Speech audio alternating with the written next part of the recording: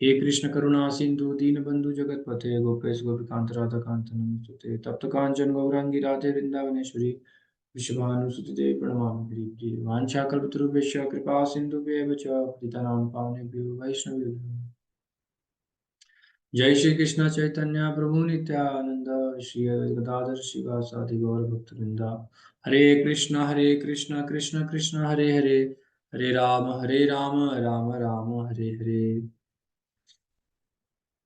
मुखं करोति वाचालं पङ्गुं लङ्घयते गिरिं वन्दे त्वत्कृपा श्रीगुरुदिनतारिणं मातुं श्रीचैतन्येश्वरं नमः विष्णुपादाय कृष्णपृष्ठाय भूतले श्रीमते भक्तिवेदान्त स्वामीति नामिने नमस्ते सरस्वती देवी गौरवाणी प्रचारिणे निर्विशेष शून्यवादी पाश्चात्यस्तारिणे। भरत जी अपना वीडियो ऑन कर सकते हैं, अगर कोई दिक्कत ना हो तो वीडियो ऑन कर सकते हैं। ऐसा नहीं लगना चाहिए कि मैं स्क्रीन से बात कर रहा हूँ, है ना। अगर कोई दिक्कत ना हो तो वीडियो ऑन कर सकते हैं। अगर कोई नेटवर्क इशू है, कोई दिक्कत है तो कोई दिक्कत, कोई बात नहीं। लेकिन अगर कोई दिक्कत नहीं है तो वीडियो ऑन कर सकते हैं। तो भगवत गीता, जैसा कि अ, हम जानते हैं कि भगवत गीता जो है वो युद्ध के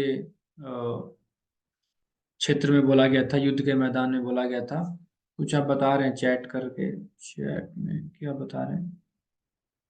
अच्छा, लाइट ऑफ है हमारा, सो रहे हैं अभी 8 बजे सो जाते हैं और जल्दी सो जाते हैं। अच्छा, सभी लोग सो रहे हैं। Okay okay. अच्छा अच्छा अच्छा, ठीक है ठीक है।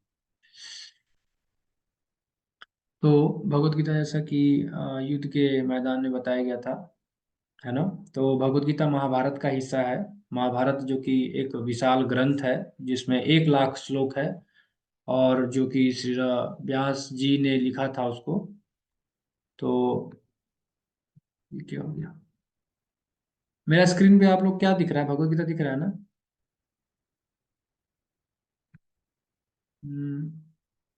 वो क्या गया, ये क्यों आ गया? तो हाँ ठीक है, पीपीटी दिख रहा है ना, बस ठीक है। तो महाभारत जो है 18 दिन तक चला था। महाभारत युद्ध हुआ था। इस पृथ्वी का सबसे विशाल युद्ध हुआ था द्वापर युग में। ऐसा युद्ध ना भूतो न भविष्यति, न कभी हुआ है, न कभी होगा। तो ऐसा युद्ध जो है, युद्ध क्षेत्र में ही भगवान ने क्यों भगवत गीता को बोला। और भगवत गीता, पहले थोड़ा सा और ब्रीफ कर देता हूँ उसके बारे में। भगवत गीता जो है वो महाभारत के भीष्म पर्व में इसको ये मिलता है भगवत गीता। इसमें 700 श्लोक है। महाभारत में कुल 1 लाख श्लोक है, जिसमें से 700 श्लोक भगवत गीता के हैं। और ये भीष्म पर्व बुलाया गया था। भीष्म पितामह का सबसे पहले जो है आता है भीष्म पर्व, है ना। भीष्म पर्व आता है तो उसमें महाभारत के भीष्म पर्व में भगवत गीता को बोला गया था।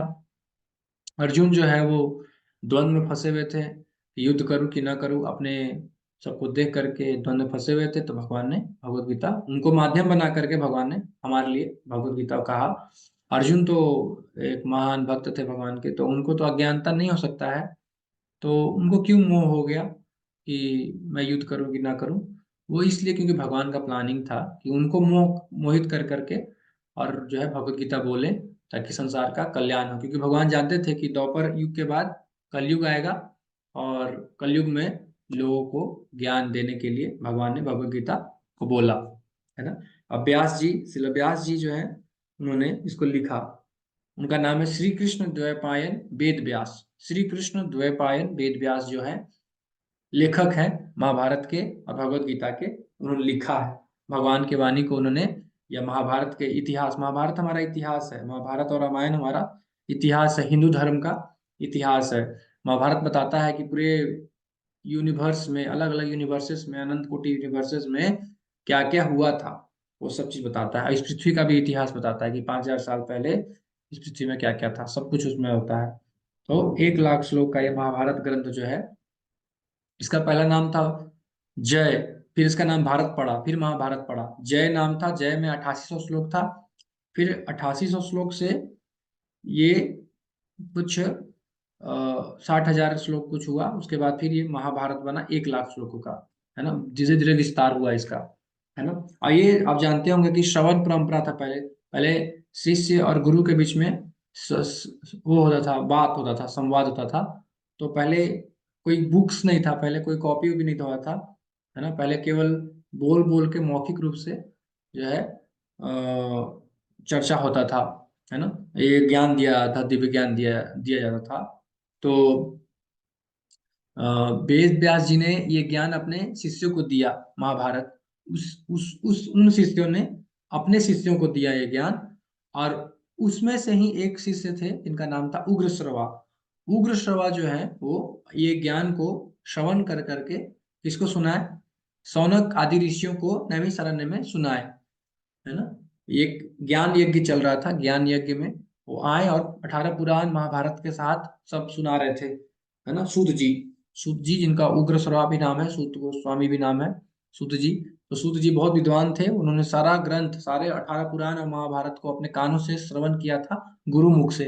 गुरुमुख से श्रवण कर करके, स्मरण करके उसको फिर नैमिषारण्य में 88,000 ऋषि मुनि जो बैठे हुए थे उनको सुनाया था, है ना। 18 पुराण के साथ भागवत पुराण, महाभारत, सब कुछ सुनाया था उनको। तो सूत गोस्वामी जो है वो ये महाभारत कथा बोल रहे हैं शौनक आदि ऋषियों के सामने, है ना। इसमें प्रश्न शौनक आदि ऋषि। तो ये परंपरा है, मतलब गुरु शिष्य परंपरा से ये श्रवण करना चाहिए। ये परंपरा सिस्टम जो है ये बहुत पुराना है, प्राचीन है। हमारा इस्कॉन भी गौड़ीय मध्वा संप्रदाय है ना। गौड़ीय मध्वा संप्रदाय आगे बताएंगे इसमें। तो चलिए आगे चलते हैं। इसमें अगर हम नेक्स्ट में जाएं, तो ये प्रभुपाद जी हैं, इनके बारे में बताया गया है कि ये प्रभुपाद जी जो है वो महान संस्थापकाचार्य हैं। ये 70 साल की उम्र में अमेरिका गए और वहां जा करके वृद्ध अवस्था में भी अमेरिका में जा करके प्रचार किए और 108 मंदिर का निर्माण किए, है ना। 11 साल में, 70 साल की उम्र में गए थे अमेरिका। 1965 में पहली बार अमेरिका में पहुंचे। 1966 में, एक साल के अंदर न्यूयॉर्क में एक छोटा सा सेंटर बना दिया प्रभुपाद जी ने। तो इनके गुरु ने कहा था कि आप जो है जा करके इंग्लिश में प्रचार करें, इंग्लिश में अनुवाद करें भगवत गीता और भागवत का, और जा करके बताएं लोगों को। तो उन्होंने सबसे पहले भगवत गीता का अनुवाद, पहले भागवत भागवत का अनुवाद किया, फिर भगवत गीता का अनुवाद किया अंग्रेजी भाषा में, है ना। और पाश्चात्य देश में प्रचार किया। क्यों? क्योंकि भारत में लोग पाश्चात्य देश का अनुकरण कर रहे थे। तो प्रभुपाद जी सोचे कि अगर हम पाश्चात्य देशों को भक्त बनाएंगे, पाश्चात्य देश के लोग अगर भक्ति करेंगे तो भारत के लोग भी भक्ति करेंगे। तो भारत के लोगों को भक्त बनाने के लिए पाश्चात्य के लोगों को भक्त बनाना पड़ेगा पहले। तो इन्होंने भक्त बनाने के लिए भक्ति ग्रंथों को, भागवत गीता और भागवत जो है वो भक्ति ग्रंथ है। ये भक्ति को बताता है, भक्ति कैसे करना है, उत्तम श्लोक भगवान श्री कृष्ण का भक्ति कैसे करना है। तो प्रभुपाद जी अपने गुरु के आज्ञा के अनुसार बहुत ही कठिनाई से, बहुत ही परिश्रम के साथ, बहुत ही समस्याओं से घिर करके भी प्रभुपाद जी जो है बहुत करुणामय थे, बहुत दयालु थे हमारे लिए। अपने गुरु के आज्ञा के अनुसार जो है अमेरिका गए। अमेरिका में कोई जानता नहीं था, अकेले गए वहां जाके। एक अग्रवाल जी थे फिलाडेल्फिया में, वहां जाके रहे, है ना। वहां जाके कुछ समय तक वहां रहे। बड़ा दिक्कत हो रहा था प्रभुपाद जी को, क्योंकि प्रभुपाद जी शुद्ध वैष्णव थे, शुद्ध भक्त थे। वो बचपन से ही वो मांस मच्छी कभी देखे भी नहीं थे, खाने का तो दूर की बात है, कभी देखे भी नहीं थे। उनका घर वैष्णव परिवार था, उनके माता पिता भी वैष्णव थे, है ना। बचपन से ही उनको परवरिश दिया गया था, अच्छा परवरिश दिया गया था। माता पिता जो थे वो उनको बचपन से ही भगवान की भक्ति में उनको ट्रेनिंग दिया था, है ना। बचपन से ही वो मृदंगा सीखते थे, करताल सीखते थे, या बचपन से ही वो अ, भगवान की सेवा में करते थे। छोटा सा डेटी भी था उनके पास, है ना। बंगाल में प्रभुपाद जी जो है प्रकट हुए थे, और जो है प्रभुपाद जी के बचपन में ही भविष्यवाणी कर दिया गया था कि ये लड़का बड़ा होके 108 मंदिर का निर्माण करेगा पूरे दुनिया भर में, है ना। ऐसा ज्योतिष ने बता दिया था। तो बंगाल में आज भी वो स्थान है, कलकत्ता में है आज भी वो स्थान जहाँ प्रभुपाद जी प्रकट हुए थे। एक कटहल के वृक्ष के नीचे प्रकट हुए थे, है ना। तो ये बहुत महान आचार्य हैं, बहुत महान व्यक्ति हैं। राहुल प्रभु, हरे कृष्णा, बहुत बहुत स्वागत है आपका हमारे इस गीता अध्ययन में, गीता कक्षा में, भगवत गीता की कक्षा में आपका बहुत बहुत स्वागत है। राहुल प्रभु कहाँ से हैं आप? कौन से गांव से हैं?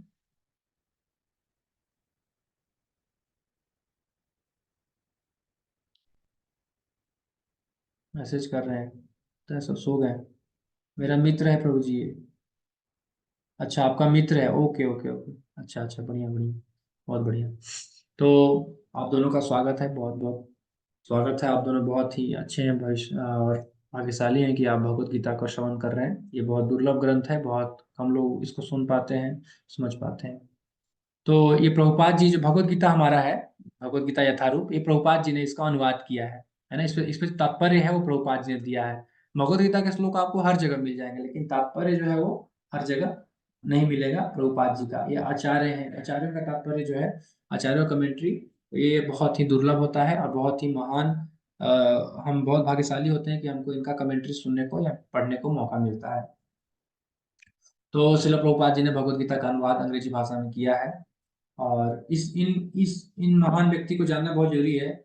इससे पहले कि हम भगवत गीता को पढ़ें, हमको जानना चाहिए कि जो लेखा है, जो ऑथर है, जिसने अनुवाद किया है, वो कौन है ना। तो आपको पता होना चाहिए कि प्रभुपाद शुद्ध भक्तों, शुद्ध वैष्णव फैमिली में जन्म लिए थे, बंगाल में जन्म लिए थे, कलकत्ता में। और प्रभुपाद जी ने 11 साल में 108 मंदिर बनाया।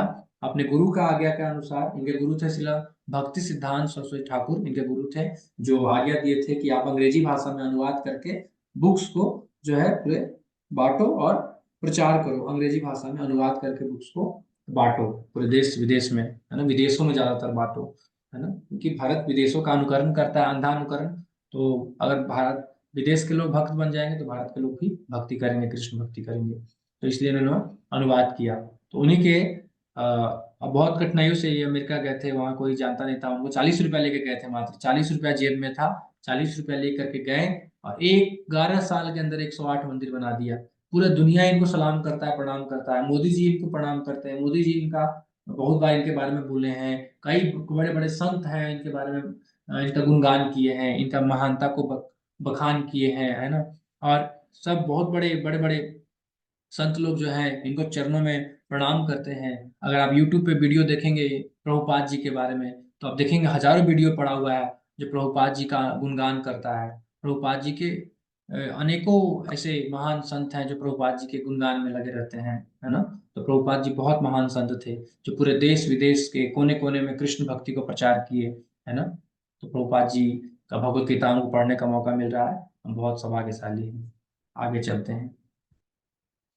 तो ये दुनिया भर में फैलाया है प्रभुपाद जी ने, सबको डांस करवाया हरे कृष्णा पे, है ना, सबको डांस करवाया। विदेशी, हम अमेरिकन, सब अमेरिकन, इंग्लैंड, लंदन, पेरिस, सब कहाँ कहाँ पहुंचा दी प्रभुपाद ने। जगन्नाथ रथ यात्रा में है, डांस वांस सब करते हुए, सब नित्य कीर्तन कर रहे हैं। प्रभुपाद जी है, हमारे प्रभुपाद जी हैं, जो कीर्तन लीड कर रहे हैं।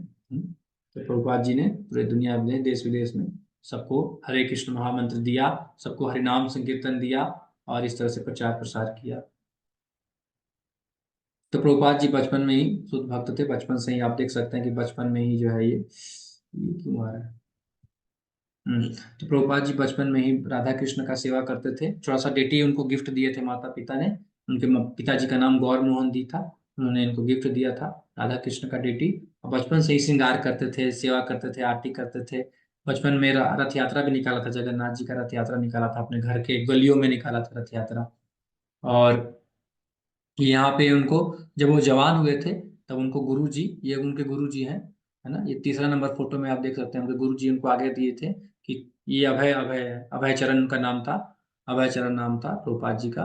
तो जब आए थे तो मिले थे, पहली बार में उनको इंस्ट्रक्शन दे दिया कि आप क्यों नहीं प्रचार करते हैं अंग्रेजी भाषा में, है ना। और ये प्रभुपाद जी का फोटो है। प्रभुपाद जी जो ये आजादी का जो आंदोलन था, उसमें भी प्रभुपाद जी जो है सम्मिलित हुए थे। महात्मा गांधी के आजादी सम्मेलन में भी प्रभुपाद जो है वो उसमें भी प्रवेश किए थे, और उसमें भी कुछ समय के लिए प्रभुपाद रहे थे, एक्टिव रहे थे। लेकिन बाद में फिर प्रभुपाद जी ने इसको छोड़ दिया था। फिर प्रभुपाद जी यहाँ पे दिल्ली में जो है अपना जो बुक है, भागवत भागवत का अनुवाद कर रहे थे। तो दिल्ली में क्या कर रहे थे, दिल्ली में अलग अलग प्रिंटिंग प्रेस पे जाते थे। हर दिन जाते थे पैदल चल के प्रिंटिंग प्रेस में, धूप में, है ना, धूप में, शाम में, कोई घर पर का ठिकाना नहीं था। एक चांदनी चौक में, दिल्ली में एक चांदनी चौक है, वहां पे एक मंदिर है। उस मंदिर में छोटा सा बसेरा मिल गया था प्रभुपाद जी को, एक रूम दे दिया था छोटा सा। उस रूम में प्रभुपाद जी अपना प्रसाद बनाते थे, खाते थे, और वहीं पे अपना किताब का अनुवाद करते थे, भगवत गीता भागवत का अनुवाद करते थे। और फिर उसको प्रिंटिंग करवाने के लिए जाते थे ओके प्रेस के पास। ओके प्रेस 2-3 किलोमीटर वहां से दूर था, वहां जाते थे, 4-5 किलोमीटर, वहां जाके प्रेस करवाते थे। और फिर प्रभुपाद जी है, उसी बुक को प्रभुपाद जी क्या करते थे, बांटते थे। है ना। तो राजेंद्र प्रसाद जी जैसे सबको दिया था, बड़े बड़े महान हस्तियों को प्रभुपाद जी ने। कैंटो वन जब पब्लिश हुआ था तो सबको दिया था, बांटा था। तो ये हमारे प्रभुपाद जी हैं जो बहुत संघर्ष करके हम तक ये पहुंचाए हैं। बहुत महान व्यक्ति हैं, आचार्य हैं।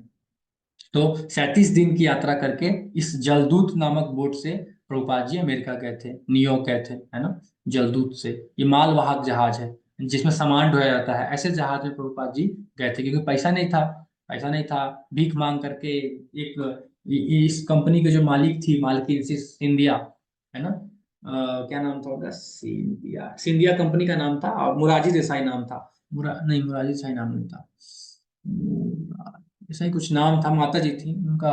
तो उन्हीं का एक कंपनी था, तो उनसे जाके भिक्षा मांग करके, उनसे प्रार्थना कर करके बोले कि मुझे जाना है, गुरु का आज्ञा है, तो प्लीज मुझे जो है डिस्काउंट या कुछ ऐसा फ्री कर दीजिए। तो 50% डिस्काउंट पर जो है वो मान गई थी कि 50% आपको डिस्काउंट, आपका जो भाड़ा लगता है उस भाड़ा में 50% हम डिस्काउंट दे देंगे। आपका अच्छा मोटिव है, आप अच्छा काम करना चाहते हैं, आप भक्ति का प्रचार करना चाहते हैं, कृष्ण भक्ति का प्रचार करना चाहते हैं, इसलिए हम जो है आपको इतना डिस्काउंट देंगे, 50% डिस्काउंट देंगे। फिर अमेरिका पहुंचे प्रभुपाद, तो अमेरिका में जाके पार्क में जाके बैठ गए। अब बैठ के जाके अपना करताल मृदंग लेके बजाना शुरू कर दी, हरे कृष्णा हरे कृष्णा, कीर्तन करने लगे। तो धीरे धीरे सब विदेशी लोग देखने लगे कि अरे क्या कर रहा है, ये कौन है, ये बुजुर्ग आदमी, बूढ़ा आदमी क्या कर रहा है ये।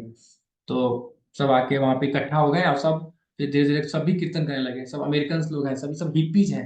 हिप्पीज मतलब वो लोग जो घर परिवार छोड़ चुके होते हैं, बिल्कुल सरकार से बिल्कुल विरोध में होते हैं, और बिल्कुल कुछ मतलब नहीं है सरकारी नियम से, कानून से कोई मतलब नहीं है। अपना शराब पियेंगे, दारू पियेंगे, लड़की के साथ घूमेंगे, कोई मतलब नहीं है संसार से। बस अपना ऐसे मस्ती करना है, मौज मस्ती करना है, घूमना है, फिरना है, नाचना है, गाना है, ये सब चीजें हैं। और का कोई कपड़ा वपड़ा भी पहनते नहीं थे, नंगे घूमते थे, नंगे हाफ पैंट चड्डी पहन के ऐसे ही घूमते थे। लड़कियां भी ऐसे ही करती थी।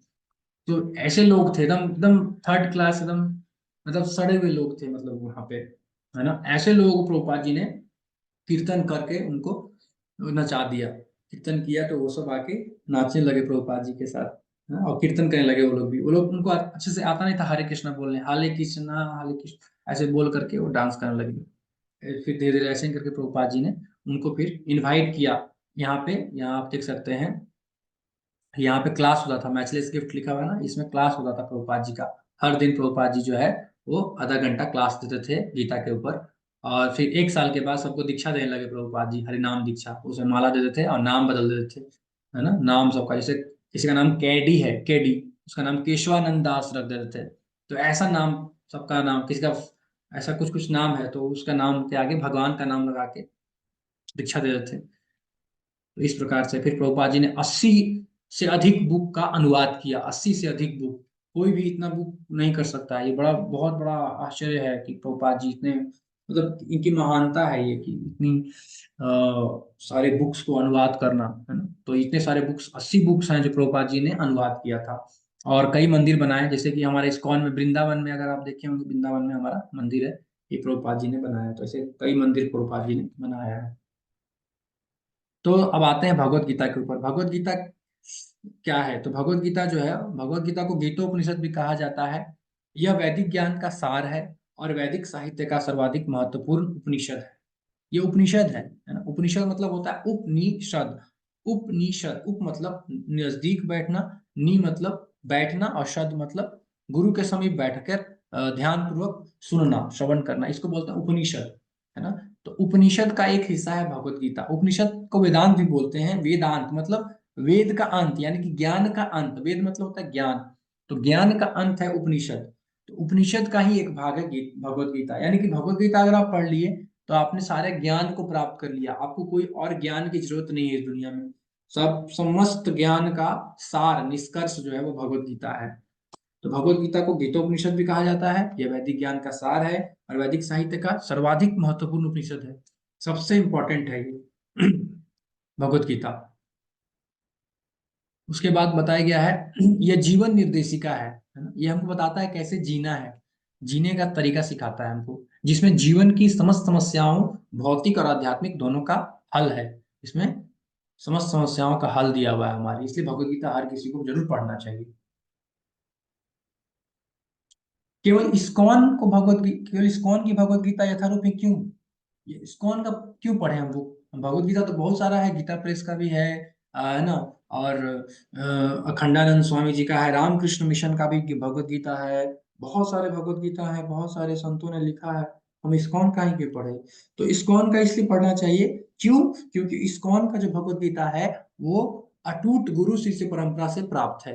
देखिए, गुरु शिष्य परंपरा है ये। भगवान श्री कृष्ण ने यह ज्ञान ब्रह्मा जी को दिया, ब्रह्मा जी ने यह ज्ञान नारद जी को दिया, नारद जी ने यह ज्ञान फिर अपने शिष्य व्यास जी को दिया, व्यास जी ने यह ज्ञान मध्वाचार्य को दिया, मध्वाचार्य जी से ये फिर ये ज्ञान धीरे धीरे उनके शिष्यों को आया, और ऐसे करके ये ज्ञान हमारे भक्ति विनोद ठाकुर को मिला, फिर श्रील गौर किशोर दास बाबा जी, फिर भक्ति सिद्धांत सरस्वती ठाकुर, फिर श्रील प्रभुपाद जी, और उनके बाद उनके शिष्यों को ये ज्ञान मिला। तो इस प्रकार से गुरु शिष्य परंपरा से जो ज्ञान आता है वो ऑथेंटिक होता है, उसमें कोई मिलावट नहीं होता है। समझ रहे हैं बात को? आजकल आज जो भगवत गीता आप पढ़ेंगे तो उसमें मिलावट है ना, कहीं ना कहीं मिलावट है, कोई ना कोई अपना कुछ तात्पर्य डाल देता है इसमें। लेकिन ये जो गुरु शिष्य परंपरा में जो ज्ञान आता है, मिलावट नहीं होता है, वो एज इट इज, जो सुना बोल दिया, जो सुना वही बोल दिया, उसको दोहरा देना। यही इस्कॉन का यही काम है। इस्कॉन जो है वो एज इट इज पेश करता है, इसलिए हमारे भगवत गीता का नाम क्या है? भगवत गीता यथारूप, Bhagavad Gita as it is, जैसे का तैसा, जैसे भगवान ने दिया था वैसे ही हम उसको दे देंगे, है ना। जैसे खराब केबल मोबाइल चार्ज नहीं कर सकती, अगर आपका केबल खराब है तो मोबाइल चार्ज नहीं होगा, है ना, मोबाइल चार्ज नहीं होगा। संचार के लिए स्रोत और रिसीवर के बीच में सही संपर्क आवश्यक है ना। तो बहुत जरूरी है कि हम जो है मोबाइल चार्जर को सोर्स से कनेक्ट करें, ना बोर्ड से कनेक्ट करें। अगर बोर्ड से कनेक्ट नहीं है ना, तो बोर्ड और रिसीवर के बीच में अच्छे बोर्ड से सोर्स से कनेक्ट नहीं है तो फिर वो लाइट नहीं आएगा, उसमें बिजली नहीं आएगा। उसी प्रकार से प्रमाणिक गुरु आवश्यक है। प्रमाणिक गुरु मतलब जो परंपरा में आता हो, जैसे हमारे प्रभुपाद जी परंपरा में आते हैं। ब्रह्म मध्वा गौड़ीय संप्रदाय है हमारा, इस्कॉन को ब्रह्म मध्वा गौड़ीय संप्रदाय बोलते हैं। ये जो है परंपरा में हमारे प्रभुपाद जी आते हैं, इसलिए ये जो इस्कॉन का जो भगवत गीता है वो एकदम प्रमाणिक ग्रंथ है, और इसको पढ़ने के बाद आपको डेफिनेटली 100% आपको फायदा होगा, जो गीता का उद्देश्य है वो आपको प्राप्त होगा। ये है भगवत गीता पढ़ने का लाभ, इस्कॉन का भगवत गीता। अन्य भगवत गीता पढ़ेंगे तो आपको अन्य तात्पर्य मिलेगा, और कहीं ना कहीं आप विचलित होंगे, आप भ्रमित होंगे, है ना। लेकिन अगर आप भगवत गीता इस्कॉन का पढ़ते हैं और हमारे आचार्य प्रभुपाद जी का कमेंट्री के साथ पढ़ते हैं, तो आप कहीं ना कहीं सत्य, जो असली लक्ष्य है भगवत गीता का, यानी भगवान श्री कृष्ण की भक्ति, भगवान श्री कृष्ण की शरणागति, वो आपको अवश्य प्राप्त हो जाएगा भगवत गीता के समाप्ति पे। तो ये है भगवत गीता का जो है अब शायद टाइम होने वाला है। तो ये जो है ना, उद्देश्य क्या है भगवत गीता का? तो भगवत गीता जो है, भगवत गीता को गहराई से अध्ययन करने के लिए ये उद्देश्य है कि भगवत गीता को गहराई से अध्ययन करने के लिए तैयार करना, है ना। ये जो 18 दिन में ये पढ़ाया जाता है, 18 दिन में 18 चैप्टर पढ़ाया जाता है ऐसा। तो हम भी ऐसा ही कुछ पढ़ाने का सोच रहे हैं, 18 दिन में 18 चैप्टर, 18 अध्याय। तो भगवत गीता को 18 दिन में खत्म करना आसान नहीं है, नहीं हो सकता है। तो फिर क्यों पढ़ें? इसलिए कि भगवत गीता को गहराई से पढ़ने के लिए आपको 18 दिन पढ़ना चाहिए, है ना, ताकि आप भगवत गीता को आगे चल के जब आप पढ़ेंगे तो गहराई से पढ़ सकें। इसलिए आपको थोड़ा संक्षिप्त में हम पढ़ा रहे हैं, संक्षिप्त में अभी पढ़ा रहे हैं, ताकि आप गहराई से पढ़ सकें। अभी समरी स्टडी चल रहा है, ताकि आप अच्छे से गहराई से एक एक श्लोक का परपट के साथ, अनुवाद के साथ बढ़िया से पढ़ें। इसके लिए तैयार किया जा रहा है, ये उद्देश्य है यहाँ पे। भगवत गीता की विचारधारा को जानना, भगवत गीता की विचारधारा को जानना, ये दूसरा उद्देश्य है। और 18 दिन पर्याप्त नहीं है ना, 18 दिन बहुत कम है, 18 साल भी कम है। ऐसे भगवत गीता है, ऐसा ऐसा ग्रंथ है। लेकिन हम इसको पढ़ते रहेंगे, पढ़ते रहेंगे, पढ़ते रहेंगे, तो भगवान की कृपा से उसका जो मर्म है, उसका जो निष्कर्ष है, उसका जो चीज समझना है वो हमको समझ में आ जाएगा। जी, ठीक है। भगवत गीता का भाव क्या है? तो भगवान कृष्ण का पार्षद होने के कारण अर्जुन समस्त अज्ञान से मुक्त था, लेकिन कुरुक्षेत्र के युद्ध स्थल में वह अज्ञानी बनकर भगवान कृष्ण से जीवन की समस्याओं के विषय में प्रश्न करने लगा, जिससे भगवान उनकी व्याख्या भावी पीढ़ियों के मनुष्यों के लाभ के लिए कर दे और जीवन की योजना का निर्धारण कर दे। तब मनुष्य तदनुसार कार्य कर पाएगा और मानव जीवन के उद्देश्य को पूर्ण कर सकेगा। समझ रहे बात को? भगवान कृष्ण का पार्षद थे अर्जुन, है ना। तो उनको अज्ञान नहीं हो सकता है। तो फिर वो क्यों भगवत गीता सुनना चाहते हैं?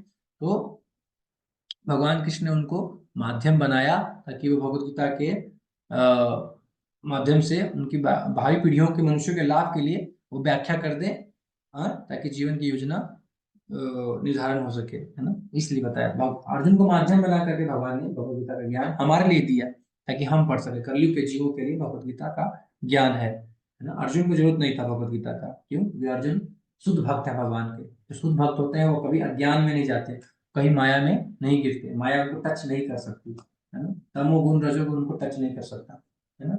अर्जुन गुड़ा केस थे, गुड़ा केस। उन्होंने निद्रा को जीत लिया था, उनको नींद नहीं आ रहा था, है ना। सोना को जीत लिया था उन्होंने, निद्रा को जीत लिया था। ऐसे थे अर्जुन, बहुत महान धनुर्धारी और शुद्ध भक्त थे भगवान के। तो भगवत गीता क्या है?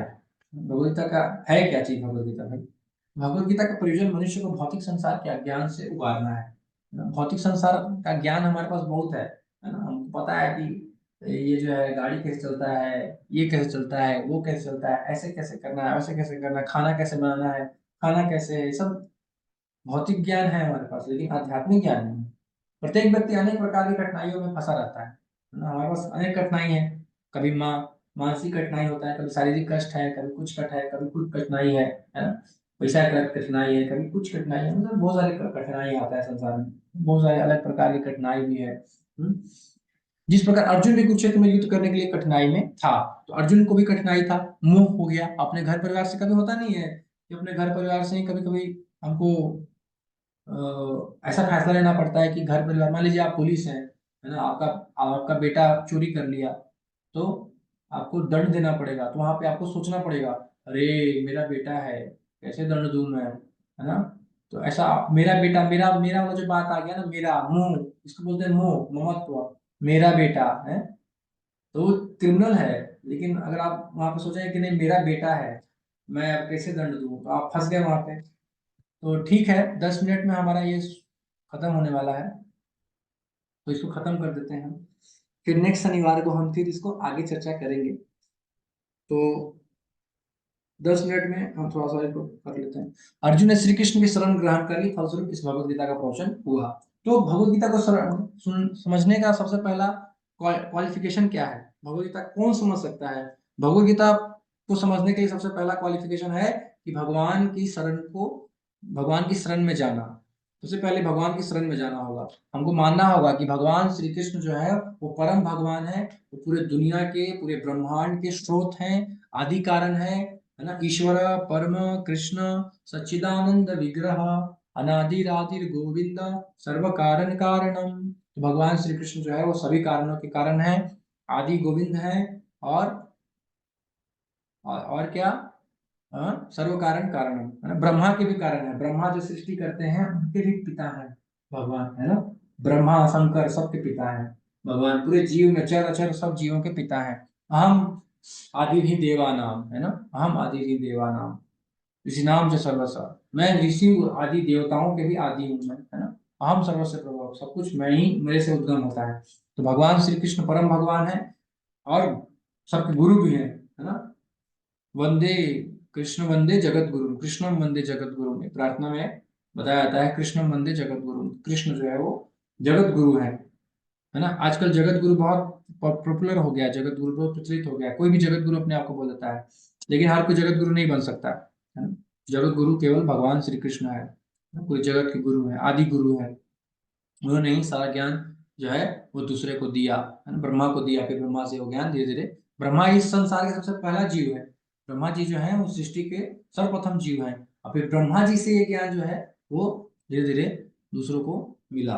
तो हमको भी ये ज्ञान ब्रह्मा जी के माध्यम से, ब्रह्म मध्व गौड़ी संप्रदाय यानी इस्कॉन के माध्यम से हमको ये ज्ञान मिल रहा है। प्रभुपाद जी का कृपा से हमको ये ज्ञान मिल रहा है ना। फलस्वरूप इस भगवत गीता का प्रवचन हुआ। न केवल अर्जुन वरन हम में से प्रत्येक व्यक्ति इस भौतिक अस्तित्व के कारण चिंताओं से पूर्ण है। हम सबके अंदर चिंता, बहुत चिंता है। कल क्या होगा, परसों क्या होगा, खाना कैसे खाऊंगा, सोऊंगा कैसे, पढ़ूंगा कैसे, पैसे कैसे कमाऊंगा, आगे क्या होगा, 20 साल के बाद क्या होगा, 25 साल के बाद क्या करूंगा, है ना। ऐसे बहुत कुछ चिंता है हमारे मन में, है ना।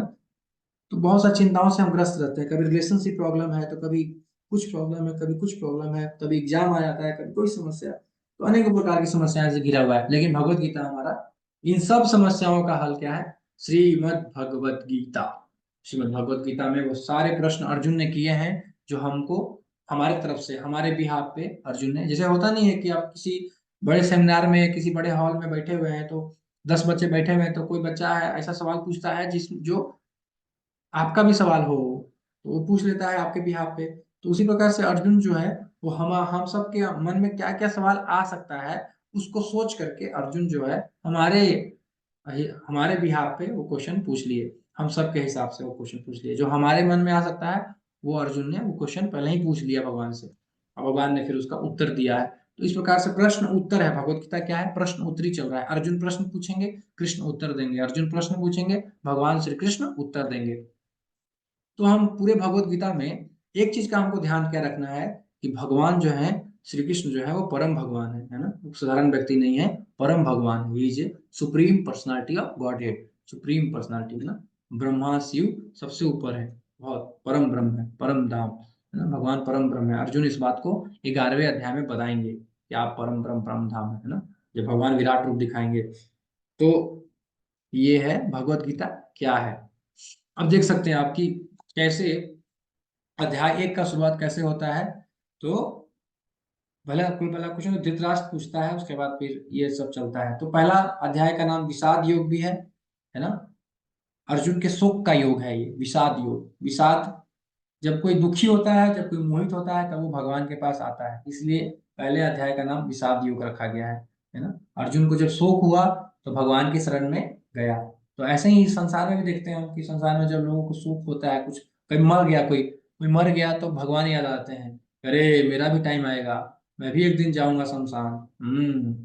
तो इस प्रकार से वो भगवान को याद करता है कि चलो कुछ भगवत गीता पढ़ लेते हैं, कुछ प्रवचन सुनते हैं संतों का, है ना। एक दिन के लिए उसको वैराग्य आता है, या 1 घंटे के लिए, 1 मिनट के लिए वैराग्य आता है ना। तो अर्जुन को भी वैराग्य आया, मोह आया, शोक हुआ कि अरे क्या मैं युद्ध में लगा हूँ, मेरे ही परिवार वाले हैं, उनको मारना पड़ेगा मुझे। तो इस प्रकार से शोकग्रस्त अर्जुन को भगवत गीता बोला गया। तो ये देख सकते हैं आप, दोनों सेनाओं के बीच में रथ को खड़ा करके भगवान श्री कृष्ण जो है उसको दिखा रहे हैं। अर्जुन बोला कि दिखाइए मुझे, मुझे देखना है ना।